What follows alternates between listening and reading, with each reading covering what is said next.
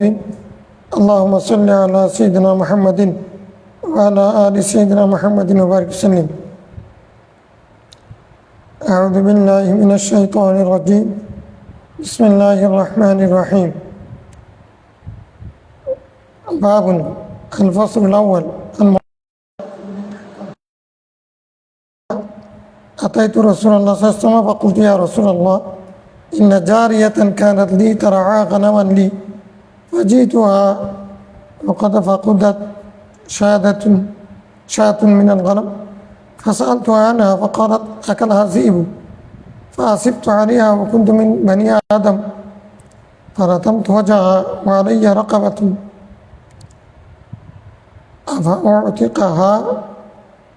أفأعتقها فقال رسول السماء أين الله فقالت في السماء فقال من أنا فقالت أنت رسول الله فقال رسول السماء اعتقها. رواه مالك. الحمد لله والصلاة والسلام على رسول الله صلى الله عليه وسلم. السلام عليكم ورحمة الله وبركاته.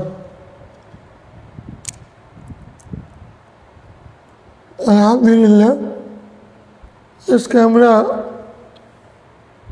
আর একটা তালাক প্রাসঙ্গিক একটা হাদিস পড়ব, যদিও এখানে তালাকের কথা নেই, মানে অর্থাৎ স্ত্রীকে আঘাত করা, দাসীকে আঘাত করার বিষয়, কোনো অপরাধ পাওয়া গেলে তাকে প্রহার করার বিষয়ের হাদিস। তো হযরত মুআবিয়া বিন হাকাম রাদিয়াল্লাহু তাআলা থেকে বর্ণিত হাদিসে উনি বলছেন যে আমি রাসূল সাল্লাল্লাহু আলাইহি ওয়াসাল্লামের কাছে আসলাম, এসে বললাম যে আমার এক দাসী আছে, সে আমার ছাগল ছাড়াই,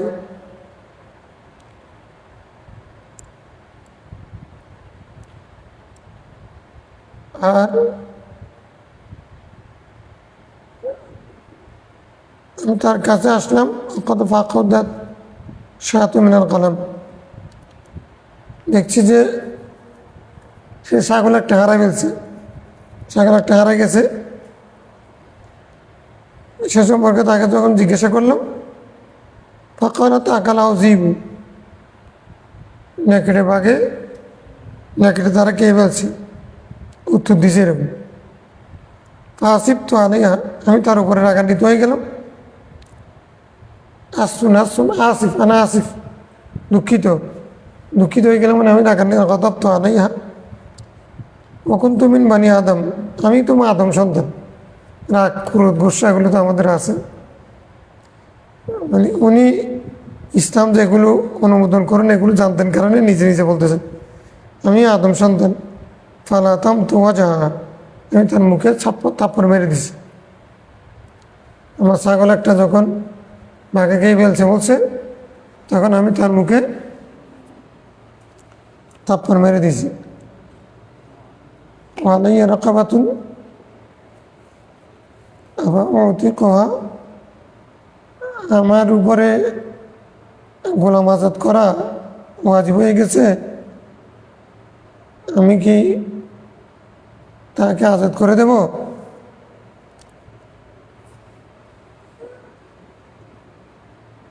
এখানে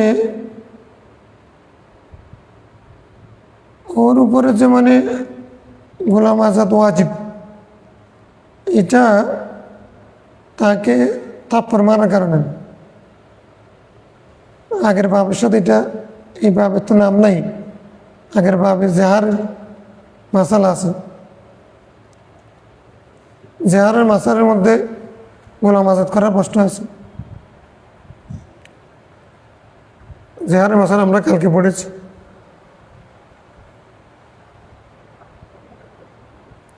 অর্থাৎ মুহাররামাতের কাউকে, স্ত্রীকে মুহাররামাতের কারোর সাথে অথবা অঙ্গের সাথে তুলনা দেওয়া তালাকের নিয়তে, সেটাকে জেহার বলে।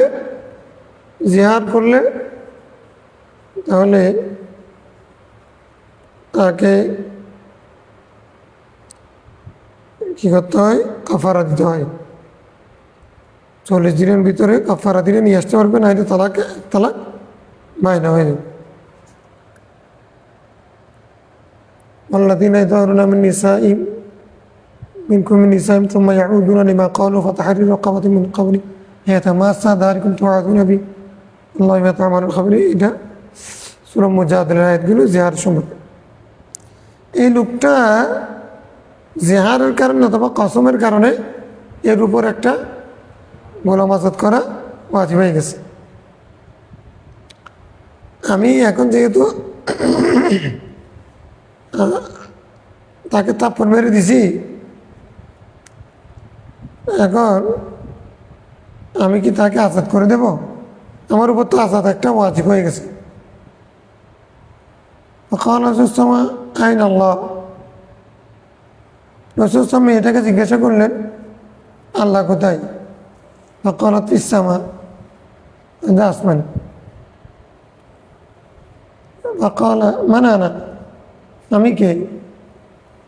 ফকালাত আনতা রাসূলুল্লাহ, মেয়েটা বললেন আপনি আল্লাহ রসুল। ফকালা রাসূলুল্লাহ ইনতাকহা, রাসূল বললেন তুমি তাকে আজাদ করে দাও, তুমি তাকে। মূল ঘটনা কি? ওই সাহাবী মুআবিয়া বিন হাকামের উপরে গোলাম আজাদ করা আগ থেকে ওয়াজিব হয়েছে, যে কোনো একটা কাফারা ওয়াজিব ছিল। এখন উনি একটা দাসীকে দিয়ে ছাগল চালাইতেন, একটা দাসীর ছাগল তার তত্ত্বাবধানে থাকা অবস্থায় ভাগে খেয়ে ফেলছে। এটা শুনে তাকে তাপ্পড় দিছে। তখন বললেন যে আমার উপর তো একটা ওয়াজিব আছে, এমনি আমি এটাকে আজাদ করে দিই, যেহেতু তাপ্পড় দিছি, রাগ করে তাপ্পড় দিছি। তার মানে হাত তোলা, আঘাত করা, মানুষের গায়ের উপর হাত তোলা এটা শরীয়ত সম্মত না, এটা উনি জানেন। ফির রিওয়ায়াতে মুসলিমের রিওয়ায়াতের মধ্যে হাদিস হিসেবে আছে কানাতলি জারিয়াতুন তারা গানামাননি, আমার এক দাসী ছিল, সে আমার ছাগল ছাড়াইতো কিবালা উহুদ ওয়াল জাওয়ানিয়া, ওই উহুদের দিকে, উহুদের উত্তর পার্শ্বের জায়গা জাওয়ানিয়া মানে স্থানে সে ছাগল ছাড়াইতো। ফাত্তালাতু যাতা ইয়াউমিন, আমি একদিন তার সামনে দেখতে গেলাম ছাগলের কি অবস্থা। ফাইজা যিবু কদ যাহাবা বিশাতি মিন গানামিনা, আমার ছাগলের পাল থেকে একটা ছাগল, একটা বকরি বাঘে নিয়ে গেছে। ওয়ানা রাজুলুম মিন বানি আদম, আমি একজন আদম সন্তান। আসিফুন কামা ইয়াসিফুন, আদম সন্তান যেভাবে রাগান্বিত হয় আমিও সেভাবে রাগান্বিত হই। লাকিন সাকাতুহা সাক্ষাতান, কিন্তু রাগান্বিত হয়ে আমি বেশি কিছু করি না, আমি তাকে একটা তাপ্পড় দিছি। ফাতাই তো রাসূলের সময়, আমি রাসূলের দরবারে আসলাম। ফাহাজ্জা যালিকা, রাসূল আলাইয়া, এটাকে আমার উপরে বড় কাজ হিসেবে উনি দেখলেন। কুলতু ইয়া রাসূলুল্লাহ আফালা উতিকুহা, আমি কি তাকে আজাদ করে দিতে পারি? ক্বালা ইতিনি বিহা, আচ্ছা মেয়েটাকে তুমি আমার কাছে নিয়ে আসো। ফাতাইতুহা বিহা, আমি তাকে নিয়ে আসলাম। ক্বালা লাহা, মেয়েটাকে উদ্দেশ্য করে রাসূল বলছেন, তাহলে এটাতে কি বুঝলাম? এক নম্বর হচ্ছে জিহারের কারণে অথবা কসমের কারণে কাফারা ওয়াজিব হয়। আর কোন মানুষ যদি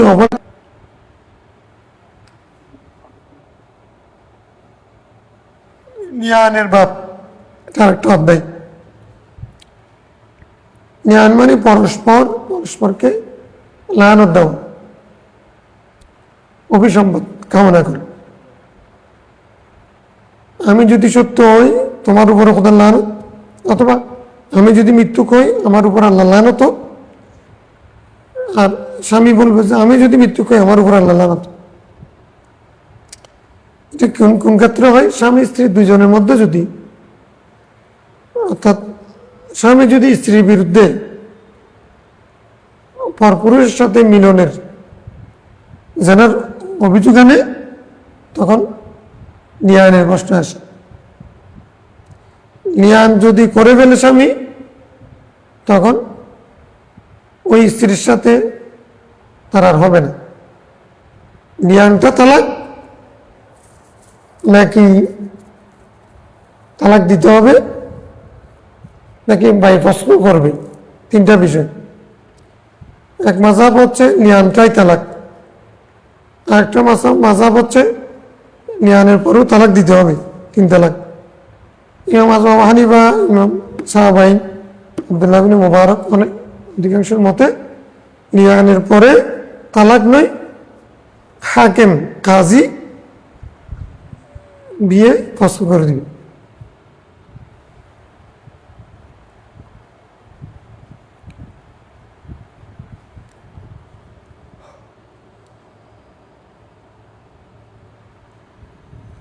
سهل بن سعد الساعدي رضي الله عنه قال إن عويمر العجلاني عويمر العجلاني رضي الله عنهما قال يا رسول الله أرأيت رجلا وجد مع امرأتي رجلا فيقتله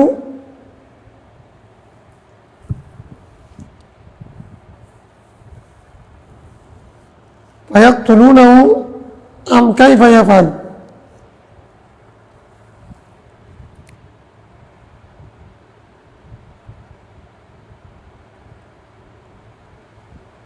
আপনি কি মনে করছেন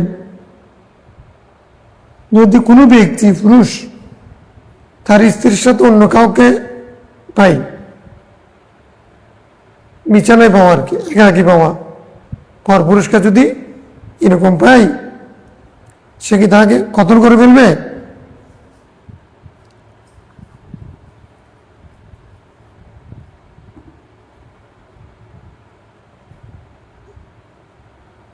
সে কি তাকে কতল করে ফেলবে, নাকি ফায়াকতুলুনাহু আম কাইফা ইয়াফআল, মানে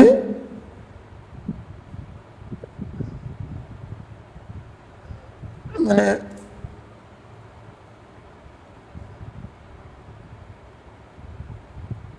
তারা কি তার ওয়ারিস যারা, তারা কি কতল করবে? আয়াকতুলুহু ফায়াকতুলুনাহু আম কাইফা ইয়াফআল। অর্থাৎ এখানে দুইটা, যে স্বামী সে তাকে কতল করবে, নাকি ওই ব্যক্তির, যে ব্যক্তি এই কাজ করেছে তার ওয়ারিসরা তাকে কতল করবে, অথবা লোকটা কি করবে জানতে চাইছে। মানে মোটামুটি হচ্ছে স্ত্রীর সাথে যদি পরপুরুষের কে পায় এমত অবস্থায় লোকটার দায়িত্ব কি। এখন এ যদি কতল করে ফেলে আইনে হাতে নিল, আর যদি নিজে আইনে হাতে না নেয় তাহলে বিচার দিল তার যারা আল তাদেরকে, তারাই সেটা ব্যবস্থা করবে। وقال صلى الله عليه وسلم قد أنزل فيك وبصاحبتك, তুমি এবং তোমার স্ত্রীর ব্যাপারে আয়াত নাযিল হবে। ফাযহাব ফাতি বিহা, তুমি একটা কাজ করো, যাও গা তোমার স্ত্রীকে নিয়ে আসো। قال سهل فتعالى في المسجد, রাবি সাহাল বিন সাদ আস-সাঈদী রাদিয়াল্লাহু আনহু বলছেন, তারা দুজন পরস্পর মসজিদের মধ্যেই লানত করলো, আমি যদি মৃত্যু করি আমার উপরে লাগানো। ওয়ানা মান্নাস ইনদা রাসূলিল্লাহ, কিন্তু মসজিদে, আগে মসজিদে এরকম যেহেতু মসজিদেই ছিল, সংসদ ভবন, বিচার আচার সব কিছু ওখানে হতো, যেন মসজিদে করছে। আমি লোকেরা রসুল ইসলামের পাশে ছিলেন, আমিও তার সাথে ছিলাম। তারা দুজন একে অপরকে লানত করতেছে মসজিদের মধ্যে। আলাম্মা ফারাগা, লানতের কাছ থেকে তারা দুজন যখন পৃথক হয়ে গেল, ক্বালা উমাইর কাযাবতু আলাইহা ইয়া রাসূলুল্লাহ ইন আমসাকতুহা,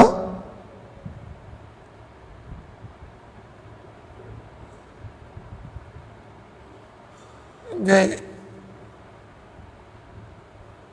আমি যদি তাকে রাখতে চাইতাম,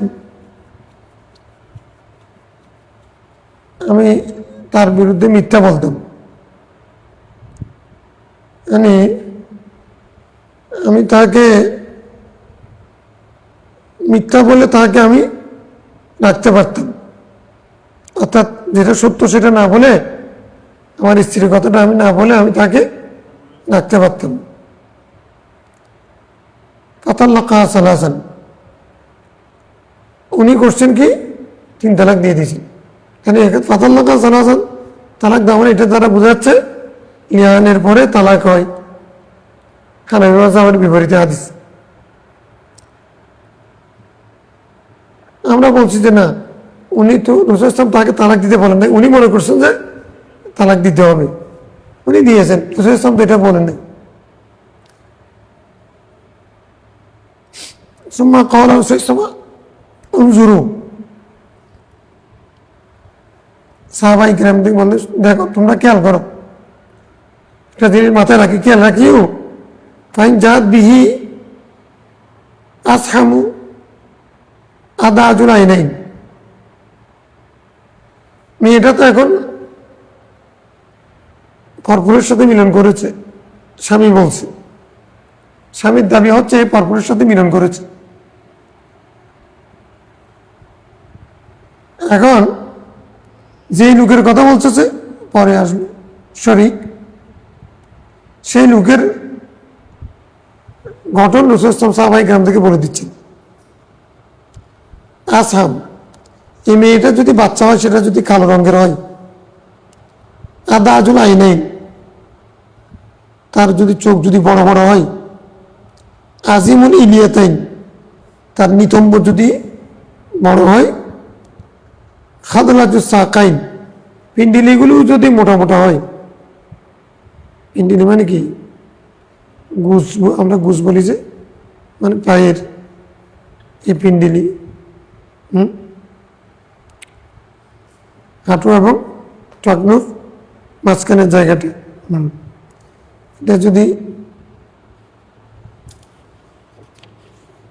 কি হয়, বড় বড় হয়, ফালা আহসিবু উমাইরা ইল্লা ক্বাদ সাদাকা আলাইহা, তখন মনে করবো যে উমাইর ঠিক বলেছে, তার স্ত্রীর বিরুদ্ধে যে অভিযোগ আনছে এটা মিথ্যা না, এটা সত্য। ওয়াইন জাত বিহি উহাইমার, সে যদি লাল হয় তাহলে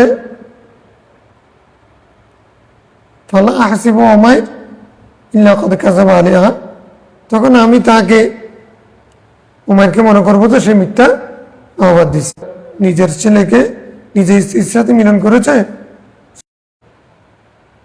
রাসূল ইসলাম উমাইর রাদিয়াল্লাহু তাআলা আনহুকে যেরকম বর্ণনা দিয়েছেন, ওই অনুরূপভাবে মেয়েটার বাচ্চা সেরকম হয়েছে। মানে উমাইর সত্য, এই ভিত্তিতে উমাইর সত্য হবে, সত্যবাদী। এই বর্ণনা যেরকম দিয়েছেন সেই বর্ণনা মতো মেয়েটা বাচ্চা প্রসব করছে, তার মানে আসহাম। তারপরে হ্যাঁ, মানে আজিমুল আইনাইন, তারপরে আদিলাজুল আইনাইন, আজিমুল ইলিয়াতাইন, এরকম আসছে। তো বোঝা গেল কি ফাকানা বাদা ইউসাব ইলা উম্মি, যেহেতু উমাইর সত্য কথা বলেছেন উমাইর, সেই কারণে এখন মেয়েটা যে আর পরপুরুষের সাথে মিলন করেছে, এটা সত্য প্রমাণিত হয়েছে। এই জন্য ওই বাচ্চাটাকে উমাইরের বাচ্চা বলা হয়নি, ইবনে উমাইর না, হ্যাঁ, ওটা তার স্ত্রীর সাথে নিসবত করে দেওয়া হয়েছে।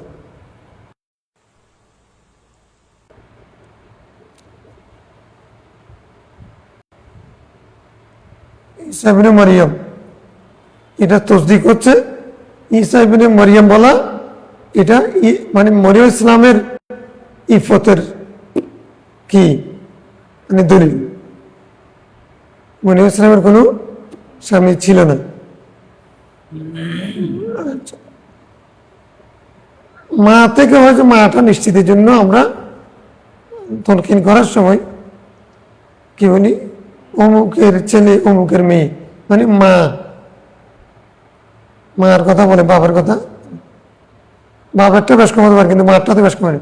এই পেট থেকে হয়েছে এটা তো সত্য, বীর্যকার ওইটা সন্দেহ হতে পারে।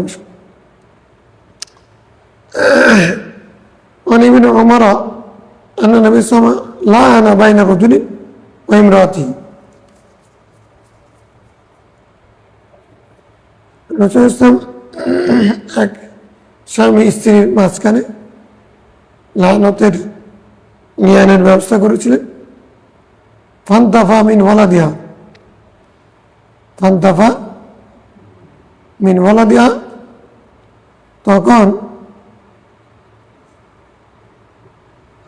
মেয়েটা তার সন্তান থেকে, স্ত্রী থেকে সন্তানকে জুদা করে ফেলছে।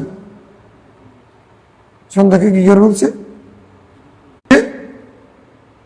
লোকটা কি হয়ে গেছে, দূরে সরে গেছে। তো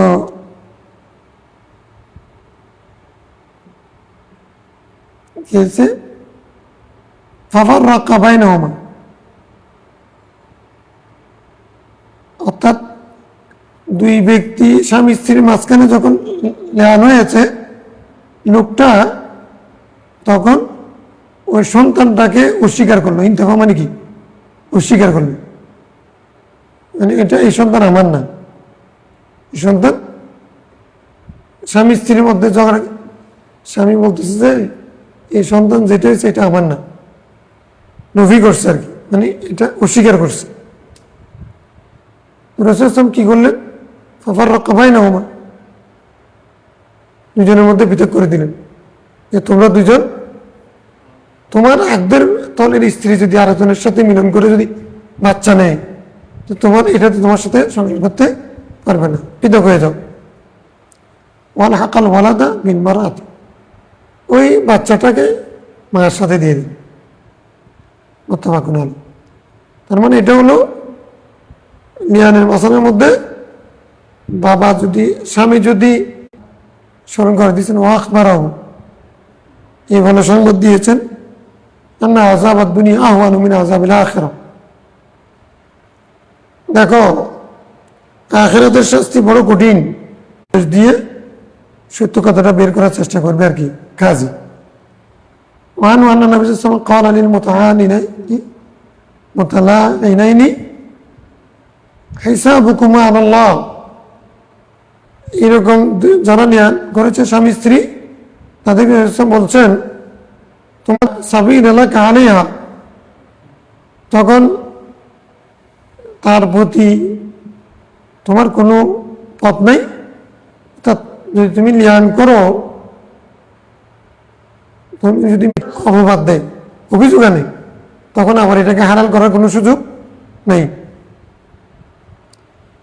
না সাবিল এলাকা আলিহা মানে তার প্রতি আর কোনো পথ নেই, মানে এটা আর হালাল হবে না। ক্বালা রাসূলুল্লাহ মা লি, ক্বালা মা লা মালা লাকা ইন কুনতা সাদাক্তা আলাইহা, ক্বালা লা মালা লাকা ইন কুনতা সাদাক্তা আলাইহা, বলে যে এটা তো কোনো অসুবিধা না, আমার এটা লাই যায় না, তুমি না, তোমারটা আমরা বাংলা ভাষা বলি, এটা আরবি ভাষা বুঝতে হবে। লা মানে তোমার মাল নাই এরকম না, না না, তোমার মালের সমস্যা হবে না, তোমার মাল তুমি পেয়ে যাবে। মানে কেউ যদি স্ত্রীর বিরুদ্ধে অভিযোগ আনে এরকম জানো, তখন তার মা তাকে ফেরত দিতে হয়। তুমি যদি সত্যবাদী হও তাহলে তোমার মাল তুমি পেয়ে যাবে, তোমার মাল। বিমা ইস্তাহালালতা মিন ফারজিহা, তুমি তার যৌনাঙ্গকে, লজ্জাস্থানকে হালাল করেছিলে এই মাহারের বিনিময়ে।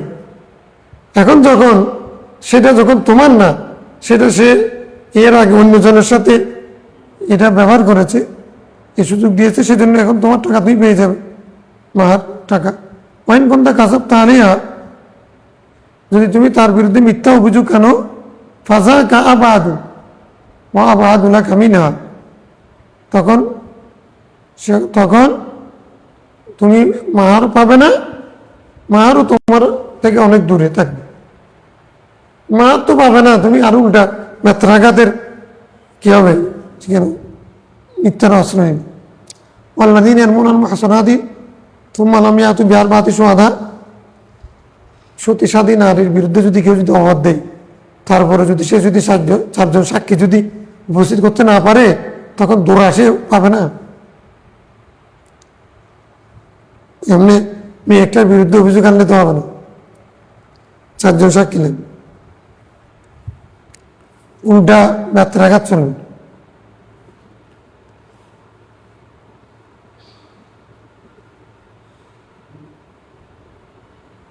عن ابن عباس رضي الله تعالى عنه أن هلال بن أمية قذف امرأته عند النبي صلى الله عليه وسلم بشريك بن سحماء।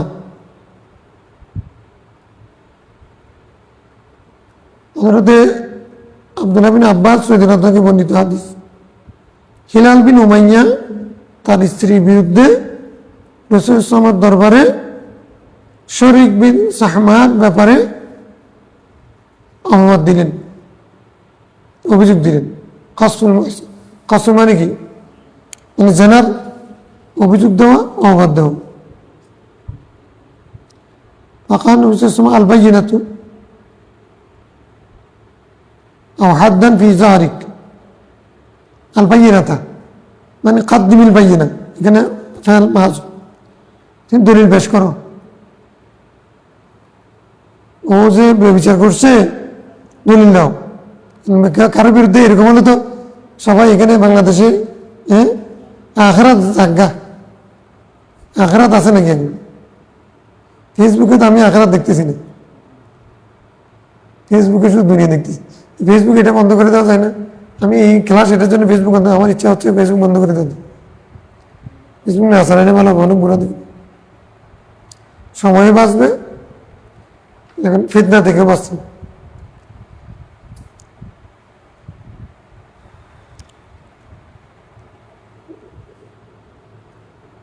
প্রত্যেক দিন কি ফেসবুকে এটাই আনা যাবে সারাদিন বন্ধ রেখে?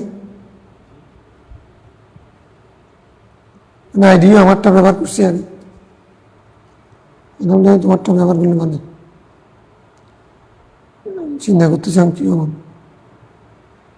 বললেন বাইনা পেশ করো, যদি বাইনা পেশ করতে না পারো ও হাত দান ফি যাহরিক, তোমার পিঠে দৌড়া, হাত কায়েম হবে তোমার পিঠে। ফাকাল ইয়া রাসূলুল্লাহ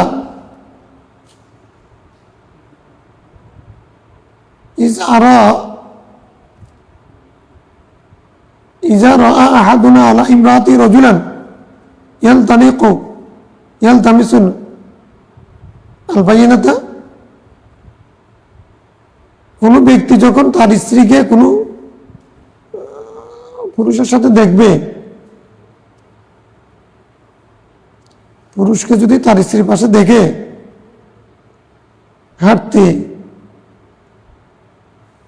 সে কি আর বাইনা পেশ করবে, বাইনা খুঁজবে, দলিল খুঁজবে? নিজে দেখে তো দেখে ফেলছে। ফাজাআন নবী সাল্লাল্লাহু আলাইহি ওয়াসাল্লাম ইয়াকুল আল বাইয়িনাতা ওয়া ইল্লা হাদ্দা ফি যাহরিক, রাসূল সাল্লাল্লাহু বলতেছেন তুমি দলিল পেশ করো, নতুবা কি পিঠের উপরে চল। فقال هلال والذي بعثك بالحق إني لصادق, আমি সেই সত্যের শপথ করে বলছি, এই সত্য আপনাকে নবী হিসেবে পাঠিয়েছেন, সত্য নবী হিসেবে, আমি সত্যবাদী। ফালিয়ুনজিলান্নাল্লাহ মা ইয়াবরাউ যাহরি মিনাল হাদ্দি, আল্লাহ অবশ্যই আমার পিঠকে বাঁচাবেন, বাঁচানোর জন্য আয়াত নাযিল করবেন। হক থেকে আমার পিঠকে বাঁচাবার জন্য আল্লাহ কি করবেন? আয়াত। ফানাজালা জিবরাইল, জিবরাইল ইসলাম আসলেন, ওয়ানজালা আলাইহি, তখন নাযিল করেন ওয়াল্লাযীনা ইয়ারমুনা আজওয়াজাহুম,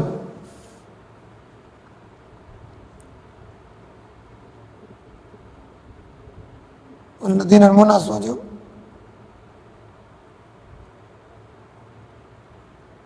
ইন কানা মিনাস সাদিকিন ওয়ালাম ইয়াকুন লাহুম শুহাদাউ ইল্লা আনফুসুহুম ফাশাহাদাতু আহাদিহিম আরবাউ শাহাদাতিন বিল্লাহ। তো এখন যদি অন্য কেউ যদি দেখে তখন 4 জন দেখতে হবে।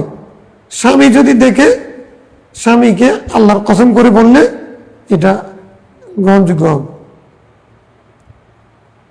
ওয়ালাম ইয়াকুন লাহুম শুহাদাউ ইল্লা আনফুসুহুম ফাশাহাদাতু আহাদিহিম আরবাউ শাহাদাতিন বিল্লাহ, সে মানে আল্লাহর নাম বলে 4 বার শপথ করবে, তখন সেটা কি হয়ে যাবে? ব্যান্ডেড হয়ে যাবে। ইন কানা মিনাস সাদিকিন ফাজা হিলালুন ফাশাহিদা, সে সাক্ষী দিল, উনি সাক্ষী দিলেন, শপথ করলেন। ওয়ান নবী সাল্লাল্লাহু আলাইহি ওয়াসাল্লাম ইয়াকুল ইন্নাল্লাহা ইয়ালামু আন্না আহাদাকুমা কাযিবুন ফাহাল মিনকুমা তাইবুন, আল্লাহ ভালো জানেন তোমাদের একজনের মধ্যে কে মৃত্যু, তোমাদের কেউ কি তওবা করবে? সুম্মা কামাত, মেয়েটা তখন দাঁড়ালো, ফাশাহিদাত, তখন মেয়েটা ওই লায়নতের সাক্ষ্য দিল। ফালাম্মা কানাত ইনদা খামিসা, যখন 5বার সে লায়নত করতেছিল, ওয়াকাফুহা, তারা তাকে থামিয়ে দিল। ওয়াকালু, তারা বল ইন্নাহা মুজিবাতু, ইন্নাহা মুজিবাতু, তারা বলল এই মেয়েটা কি হকদার, মানে শাস্তির হকদার, লিয়ানের হকদার। قال ابن عباس فتلكأت ونكست, আচ্ছা, ইবনে আব্বাস রাদিয়াল্লাহু বলতেছেন মেয়েরা তখন চুপ হয়ে গেল এবং ফিরে গেল। হাত্তা জানান না আর না তার জন্য, আমরা বুঝলাম যে মেয়েটা এরপরে মানে 4র্থবারের পরে সে কি ফিরে আসছে নিজের কথাই। সুম্মা ক্বালাত, তারপরে বলল লা উফলিহু কওমি সাইরাল ইয়াউম, আমি আমার গোত্রকে কি করব না, অপমানিত অপদস্থ করব না সারাদিন। মানে সারাদিন মানে এখানে তার অর্থ হচ্ছে আমি আপাদমস্তক তাদেরকে লাঞ্ছিত করব না। ফামাদাত, একথা বলেছে, চলে গেছে। ওয়াকাল নবী সাল্লাল্লাহু আলাইহি ওয়াসাল্লাম আবসিরুহা, আচ্ছা, এখন এই তো মেয়েটা তো 4 বার শপথ করছে, মেয়েটা 4 বার শপথ করছে, স্বামী তার বিরুদ্ধে অভিযোগ আনছে, কি করবে? এখন রাসূল বলছেন যে তুমি একটা কাজ করো, তোমরা একটা কাজ করো, মেয়েটাকে দেখিও। ফাইন জাত বি আকহালা আল আইনাইন, সে যদি মানে অর্থাৎ ওই তার চোখগুলো যদি কি হয় মানে কালো বর্ণের হয়, সাহাবেকুল ইলিয়াতাই, যদি তার নিতম্ব যদি বড় হয়, খাদালাজু সাকাই, তার পিন্ডিলি যদি মোটা হয়, ফাওয়ালি শরীক ইবনে সাহমা, তখন এই বাচ্চাটা হবে কার? শরীকের। এই ওই আগের হাদিসের এটা। এখন এই মেয়েটার স্বামী যার ব্যাপারে অপবাদ আনছে তার নাম হচ্ছে কি? শরীক বিন সাহমা। ফাজাআত বিহি, মেয়েটা এরকম বাচ্চাই, এটা 72 জন্য খাজারিক। ফাকাল নবী সাল্লাল্লাহু আলাইহি ওয়াসাল্লাম লাউলা মা মাদা মিন কিতাবিল্লাহ লাকানা লি ওয়া লাহা শান, যদি আল্লাহর পরশিবের আয়াত যদি নাযিল না হতো তাহলে আমার এবং তার শান হয়তো ভিন্ন হতো। অর্থাৎ পরশিবের আয়াত নাযিল না হলে আমার বিচার হয়তো ভিন্ন হতে পারত। পরশিবের আয়াত নাযিল হওয়াতে এখন কি হয়েছে, মানে বরাবর কিনে গেছে।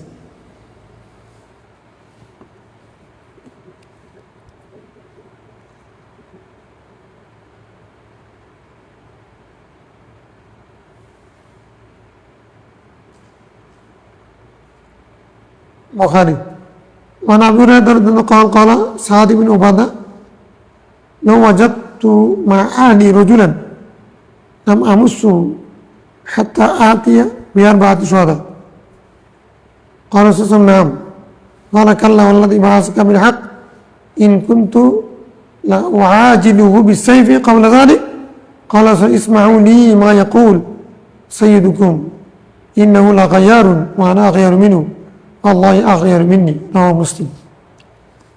আর আবু হুরায়রা থেকে বর্ণিত হাদিসে সাদ বিন উবাদা বলছেন রাদিয়াল্লাহু তাআলা আনহু, আমি যদি আমার স্ত্রীর সাথে কাউকে পাই, কোনো পুরুষকে পাই,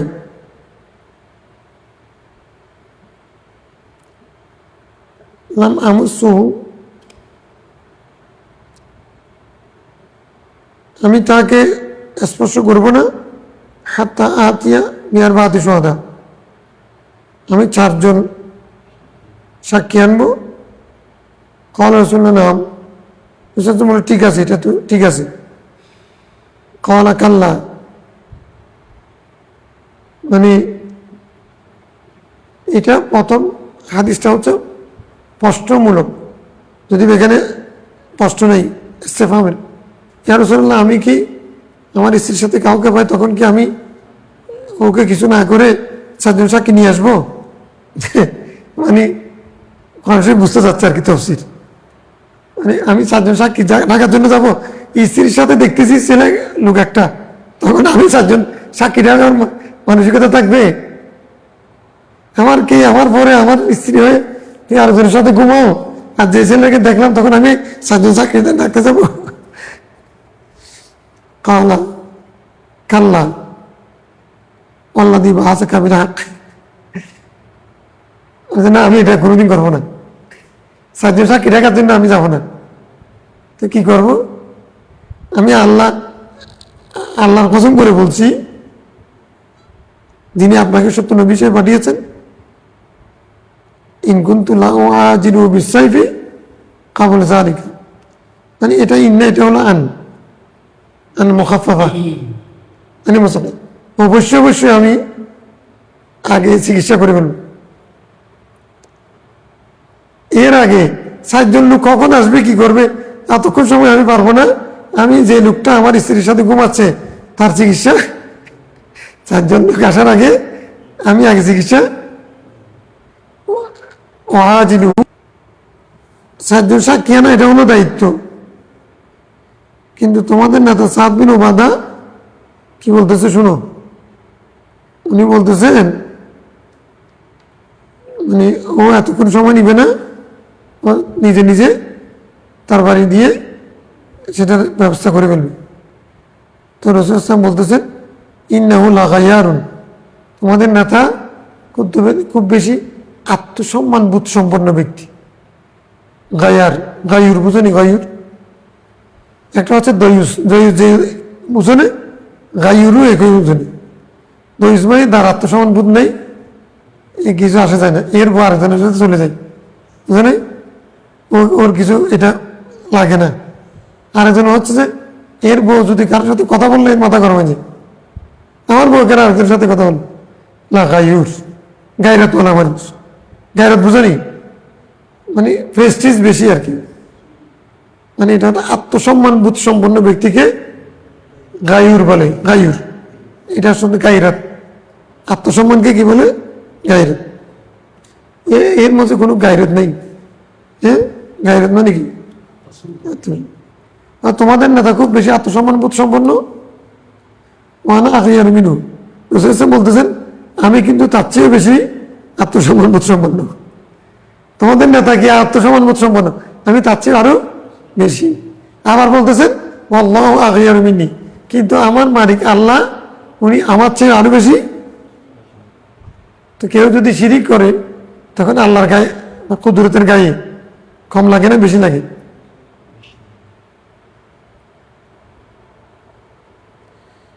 কেউ যদি রাসূল সাল্লাল্লাহু আলাইহি ওয়াসাল্লাম নাফরমানি করে,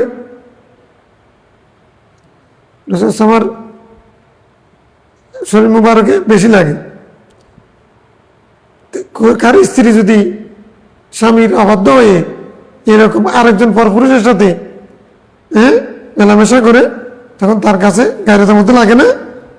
আত্মসম্মানে লাগে না? এটা আল্লাহ ইন্নাহু লাগায়ুরুন গায়ুরুন ওয়া আনা আগিয়ারু মিনহু আল্লাহু আগিয়ারু মিন্নি।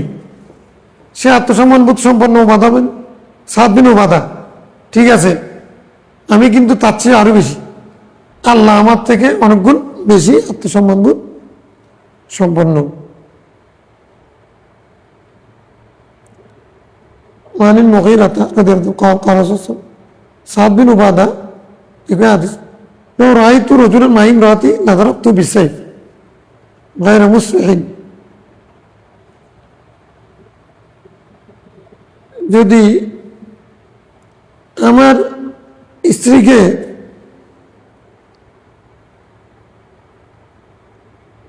আমি যদি কোনো ইয়ার সাথে পুরুষের সাথে দেখি, আমি ওই পুরুষকে কি করে ফেলবো? তরবারি দিয়ে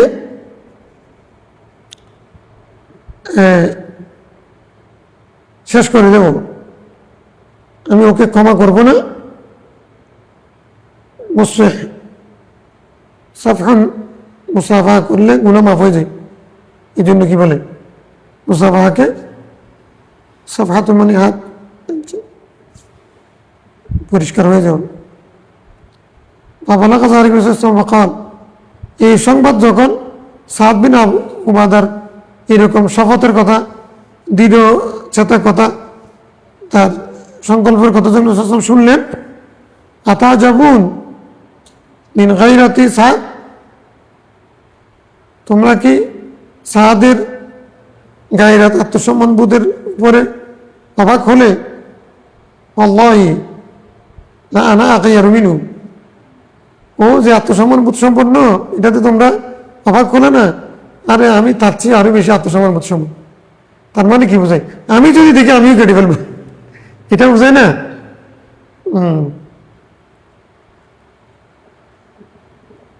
আল্লাহু আগিয়ারু মিন্নি, আর কিন্তু আল্লাহ আমার চেয়ে আরো বেশি আত্মসম্মান বোধ সম্পন্ন। তো এটা এক একজনের জন্য এক একটা। নবীর স্ত্রী কোনোদিন এই কাজ করবে না। তো রাসূল সাল্লাল্লাহু আলাইহি ওয়াসাল্লাম কেন বলেছেন এটা? অর্থ হচ্ছে, অর্থাৎ নবীর সাথে নবীর উম্মত যদি নবীর উপরে নাফরমানি করে, নবীর সাথে নাফরমানি করে, নবীর কষ্ট লাগে। আল্লাহর বান্দা হয়ে যখন আল্লাহর সাথে শিরিক করে, তখন আল্লাহর অন্যজনের ইবাদত করে, মূর্তি পূজা করে, তখন আল্লাহ লাগে, আল্লাহর আত্মসম্মান বোধে লাগে। ومن أجل غيرة الله حرم الله الفواحش ما ظهر منها وما بطن। আল্লাহ তাআলা এই কারণে প্রকাশ্যের সমস্ত অশ্লীল কাজকে আল্লাহ হারাম করে দিয়েছে। ওয়ালা আহাদুন আহাব্বা ইলাইহিল উযরা মিনাল্লাহি মিন আজলি যালিক, আর ওয়ালা আহাদুন আহাব্বা ইলাইহি আল উযরা মিনাল্লাহ, আল্লাহর কাছে কেউ যদি মানে এরকম আজেজ হয়ে যায়, মাযরাত পেশ করে, আল্লাহ তুমি, আমি ক্ষমা চাই, মাফ করে দাও, এরকম যদি কেউ যদি আল্লাহর কাছে বিনয়ের সাথে দুর্বল হয়ে আল্লাহর কাছে যদি ক্ষমা চাই, তো আল্লাহর কাছে এটা বেশি পছন্দ। বাআসাল মুনজিরিন ও মুবাশশিরিন, তিনি এই কারণে মুনজিরিন এবং মুবাশশিরিনদেরকে পাঠাইছেন। ওয়ালা আহাদুন আহাব্বা ইলাইহি মিদহাতাম মিনাল্লাহ ওয়া মিন আজলি যালিকা ওয়া'দাল্লাহুল জান্নাহ। তো আবার কেউ যদি আল্লাহর প্রশংসা করে, সেটাও আল্লাহর কাছে বেশি প্রিয়।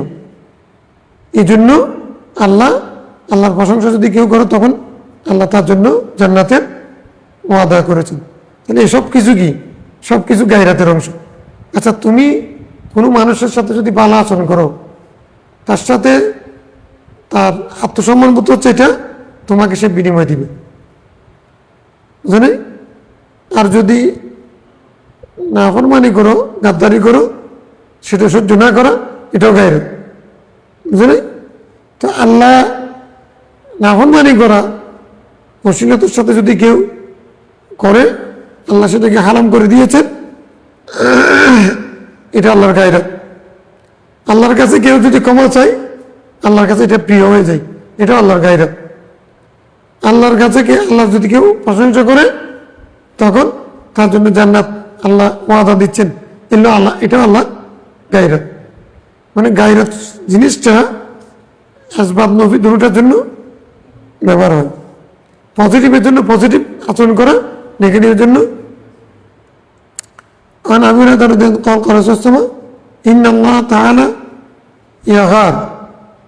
আল্লাহর অনেক গায়রত, আত্মসম্মান রক্ষা করেন। ওয়াইনাল মুমিনা ইয়াগার, মুমিনও ইয়াগার, মানে গায়রত রক্ষা করবে।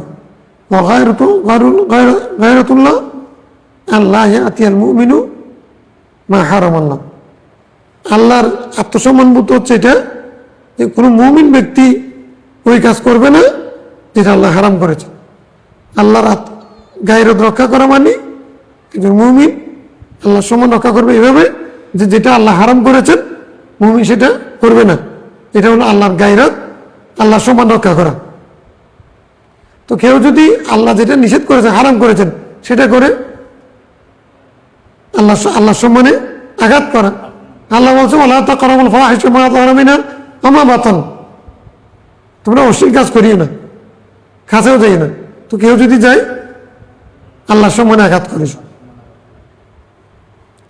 অথচ আল্লাহ নিজের সম্মান, নিজের আত্মসম্মান রক্ষা করে চলেন সবচেয়ে বেশি।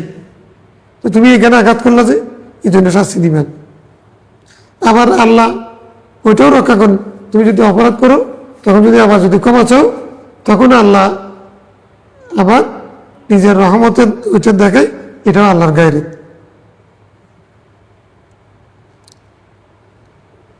শেষ হচ্ছে কই, ফসল তো আসতেছে না। আচ্ছা ঠিক আছে, না আসলে আর আল্লাহুম্মা সাল্লি আলা সাইয়্যিদিনা ইন্নাহু লাগায়ুরুন ওয়া আনা আগয়ারু মিনহু আল্লাহু আগয়ারু মিন্নি। তাহলে আমরা যদি রাসূল সাল্লাল্লাহু ওয়ারিস হই, ওয়ারাসাতুল আম্বিয়া হই, আলেমদের গায়রত বেশি হবে না কম হবে? নাকি পয়সাওয়ালার ঘরে গিয়ে বিক্রি করবে, দিন বিক্রি করে, জান্নাত বিক্রি করে? রাত্রে স্বপ্ন দেখছি আপনাকে, আমি মদিনা শরীফ, আপনি ডান পাশে ছিলেন, আমি বাম পাশে ছিলাম। এটা গায়রাত নাকি হাসিমত?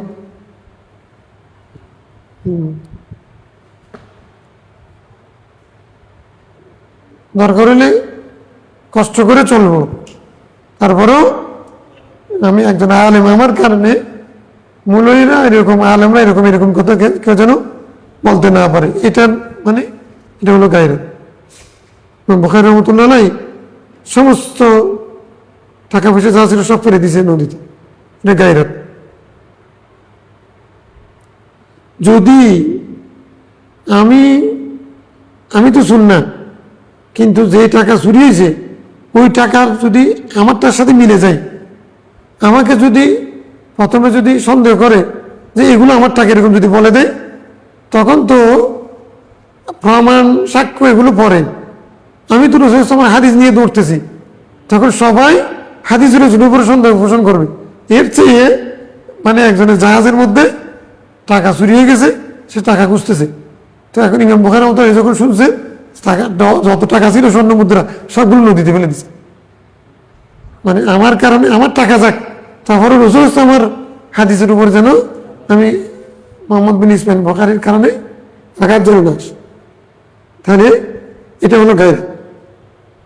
কোনো মানুষ যেন একথা বলতে না পারে যে আমি যদি আজকে আত্মসম্মান বিকিয়ে দিয়ে সামান্য কিছুর জন্য এই মানে একজন পয়সাওয়ালার কাছে, দুনিয়াদারের কাছে যদি নরম হই, তাহলে এটা ইমাম আবু হানিফার উপর আঘাত আসবে, আব্দুল কাদের জিলানীর উপর আঘাত আসবে। এই কথা চিন্তা করে কেউ যদি কষ্ট এটা যদি সহ্য করে, তখন কিন্তু এটার বিনিময় দুনিয়াতেও পাবে, আখিরাতে পাবে। জুনায়েদ বাগদাদী রহমাতুল্লাহ আলাইহি এই গায়রত রক্ষা করতে গিয়ে মানে বালায়াত পেয়েছে। কিসের গায়রত? আওলাদ রসুল, নবী বংশের গায়রত। রসুল ইসলাম নিজের বংশের জন্য ভিক্ষা করাকে হারাম করেছেন। আমার এখন টাকা পয়সা না, খাবারের কিছু নেই, আমি ভিক্ষা করতে পারবো না, হারাম।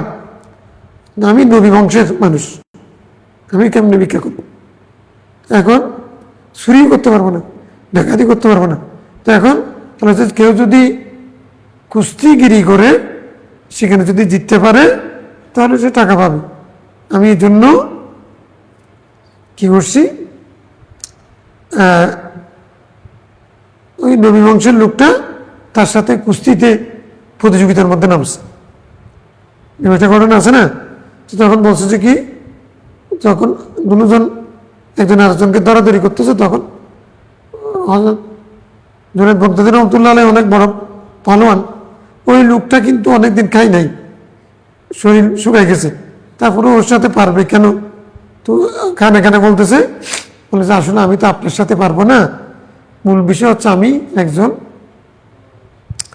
সৈয়দুল নসল, আমি তো ভিক্ষা করতে পারবো না, চুরি ডাকাতি করতে পারবো না, সেজন্য আমি এটার মাধ্যমে কিছু ইনকাম হলে সেটার জন্য আমি আপনার সাথে প্রতিযোগিতায় নামছি, আমি মূলত কুস্তি কিনবে। তো হযরত জুনায়েদ বাগদাদী রহমাতুল্লাহ আলাইহি মানে সৈয়দুল নসলকে সম্মান করতে গিয়ে নিজে নিজে আচার খেয়ে ফেলছে, ওনাকে বিজয় করে দিয়েছেন, পুরস্কার চেয়েছেন, উনি পান। এই কারণে জুনায়েদ বাগদাদী রহমাতুল্লাহ আলাইহি মানে ইলমে বেলায়েত এত বড় মস্ত বড় ওলি হয়ে গেছেন। রাসূল ইসলামকে স্বপ্ন দেখেছেন এবং তাকে এই নিয়ামতের বদলা দিয়েছেন ওই গায়রতের কারণে। তাহলে জুনায়েদ বাগদাদী রহমাতুল্লাহ আলাইহি গায়রত না, জুনায়েদ বাগদাদী রহমাতুল্লাহ আলাইহি ছিল নবী বংশের প্রতি সম্মান, আর ওই যেই ব্যক্তি তার সাথে কুস্তি ধরেছে ওনার ছিল গায়রত। আমি তো সৈয়দুল নসল, নবী বংশ, আমি কিভাবে ভিক্ষা করি, এটা গায়রত। আমি তো লম্বা দাড়িওয়ালা, টুপিওয়ালা, পাঞ্জাবিওয়ালা, আমাকে মানুষ হুজুর ডাকে, আমি কিভাবে থাকার জন্য যে কোনো কিছু করতে পারবো, এই কথাটা চিন্তা করে কষ্ট সহ্য করতে পারা, এটার নাম গায়রত। বিকিয়ে দেওয়া এটা হলো মানে সম্মান বিকিয়ে দেওয়া, এটা হচ্ছে দুনিয়ার হওয়ার, এটার কারণে দুনিয়াও যাবে, আখিরাতও যাবে, সব দিক করতে হবে। কোনো যারা ওলি আল্লাহ বুজুর্গ ছিলেন তারা কেউ দুনিয়াদারের কাছে নত করেনি, দুনিয়াদারের দরবারে গিয়ে বসে থাকে নাই, তাদের দরবারে এসে রাজা বাদশারা বসে থাকতো, তখনও তারা অপছন্দ করত। হ্যাঁ, আমরা সবাই কাদরি না, ওসমান আব্দুল কাদের জিলানীর দরবারে আব্বাসীয় খলিফা এসে অনেক করে চাইছে হাদিয়া দেওয়ার জন্য, ওসমান গ্রহণ করেন, নিয়ে যাও, নেন নাই, বেশি জোরাজুরি করতেছে, তখন ওইটা যখন চাপ দিছে, গাঁটটি চাপ দিছে, ওখান থেকে রক্ত বেরোচ্ছে, শুধু রক্ত বের হচ্ছে, এগুলো একেবারে রক্ত বের হতে আছে, তখন তো ভয় পেয়ে গেছে, কি হয়েছে, বিষয়টা কি? বলে যে তুমি তো আমার যেটা বাঁচাইতে চাচ্ছ, এগুলো তোমার হালাল টাকা না, এগুলো তো গরিবের শ্রমিকের গাম রক্ত, তো তুমি আমাকে গরিবের টাকা দিয়ে শান্ত করতে চাচ্ছ, এই জন্য আমি তুমি এগুলো তোমার টাকা না, হারামের টাকা প্রমাণ করে দিলাম, যাও। যতক্ষণ না রাজি হবে না ততক্ষণ রক্তর স্রোত বয়ে যাবে, তারপরে মাপ চেয়ে চলে গেছে। এখন পয়সাওয়ালার দরবারে গিয়ে আমরা বসে থাকি। আস্তাগফিরুল্লাহ, এমন শেষ যুগে আসছি ফিতনা থেকে বাঁচার থেকে আল্লাহ, আল্লাহুম্মা সাল্লি আলা